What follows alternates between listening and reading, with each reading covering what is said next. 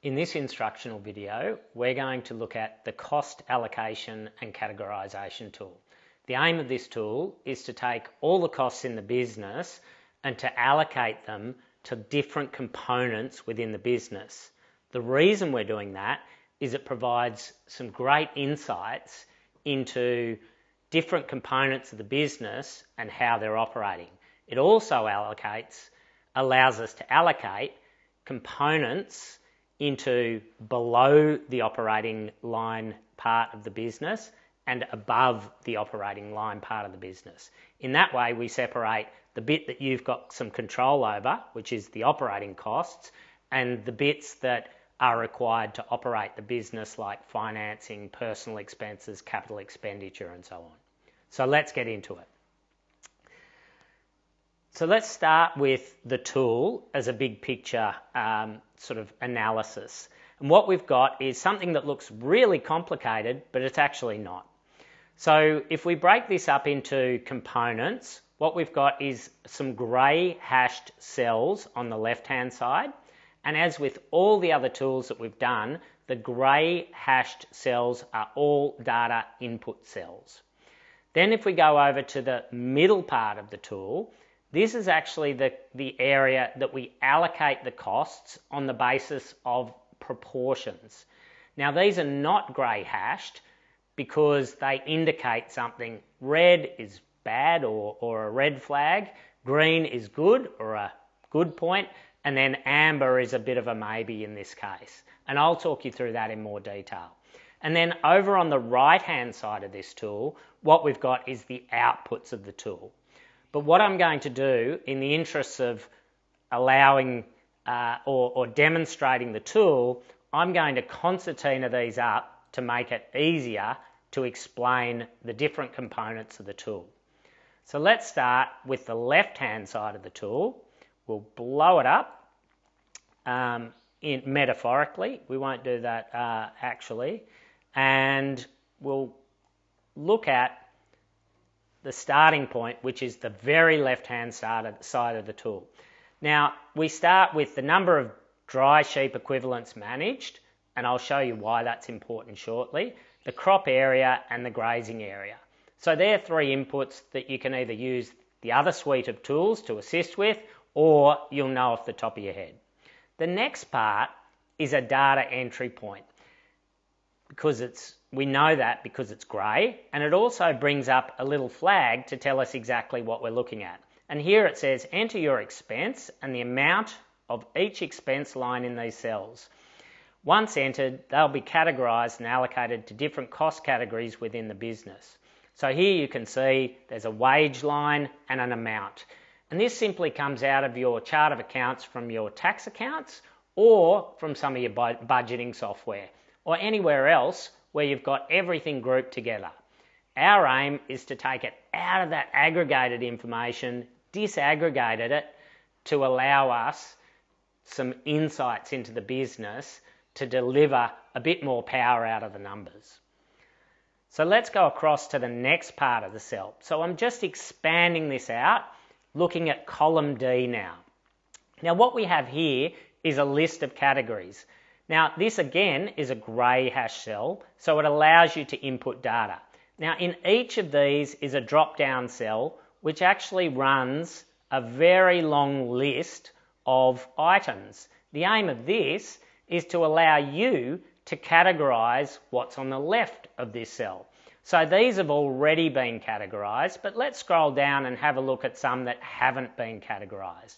So now we've got local land service rates, and we can either drop down and scroll through where we might think that is, or we can enter RAT, rates, and you can see that we can go to local land service rates and enter that.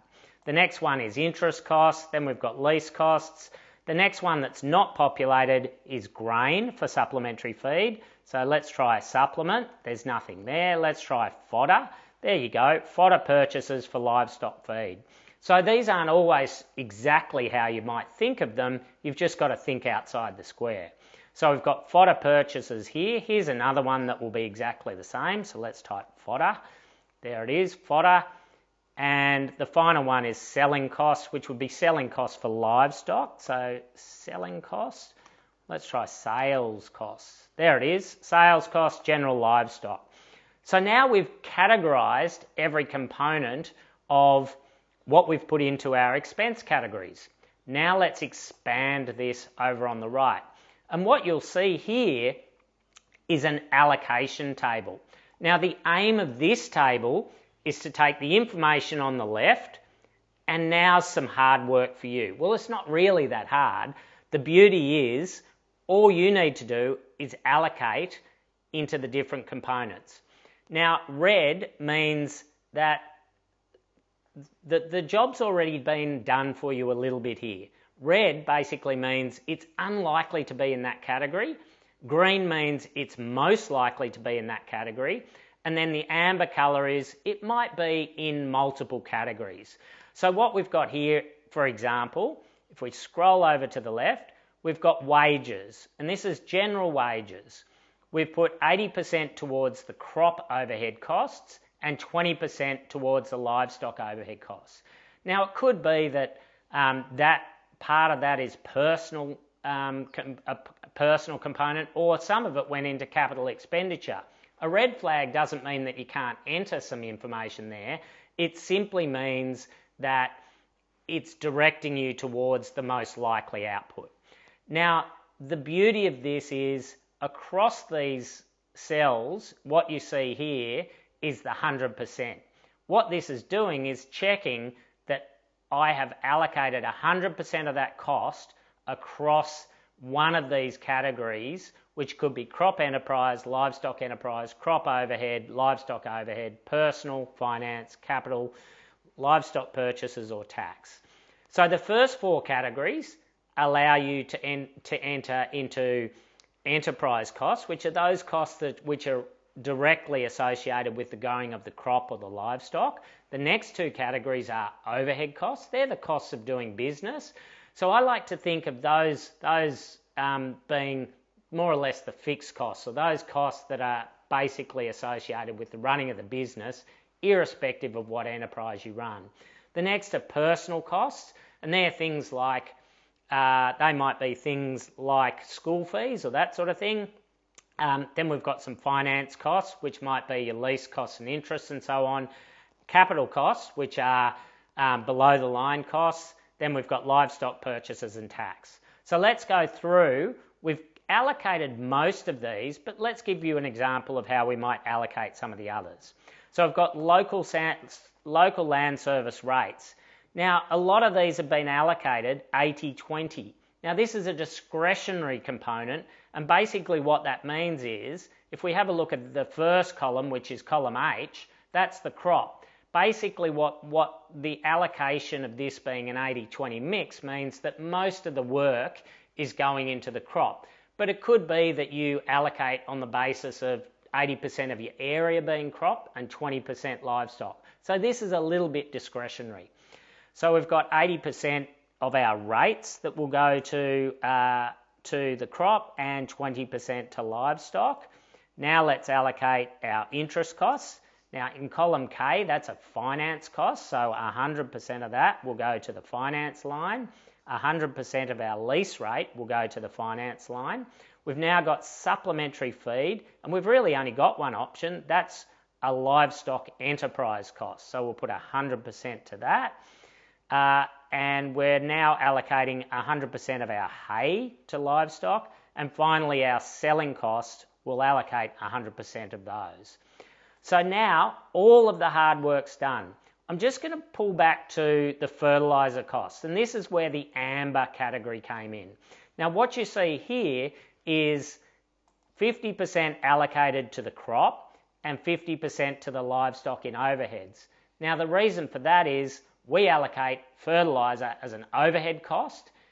Not everyone does it that way, so again this is a discretionary issue. But 50% of that $155,000 worth of fertiliser is now being allocated to the crop enterprise and 50% to the livestock enterprise. I think that doesn't make a lot of sense given 80% of the business is crop, or the revenues generated by crop, and 20% in livestock. So let's just change that a bit, and it's probably likely to be 80%, 20% again. Again, this is a discretionary issue, and what that will do is now pull 80% of the 155,000 and allocate it to fertiliser in crops, and 20% of the 155,000 and allocate it to fertiliser in overhead costs. So now we've done all the hard work. It really wasn't that hard. Let's go over to the right to have a look at the outputs of this. What we see here is a summary of the cost category tool outputs. Now what we've got is all that work has allocated into the different cost codes for livestock. So we've got animal health and breeding, 8,200. We've got our per DSE numbers there based on the number of DSEs that we entered. We've got the same for crop, except now we're looking at it per hectare. So what that delivers for me is a crop enterprise expense allocation of $280 per hectare, or $321,000, and $76,000 for livestock. If we go down to the overheads, exactly the same principle applies. What we've done here is allocated an amount to the livestock part of the business, an amount over here to the crop part of the business. At the bottom, what we've done is aggregated everything to allow us to look into the whole farm expenses.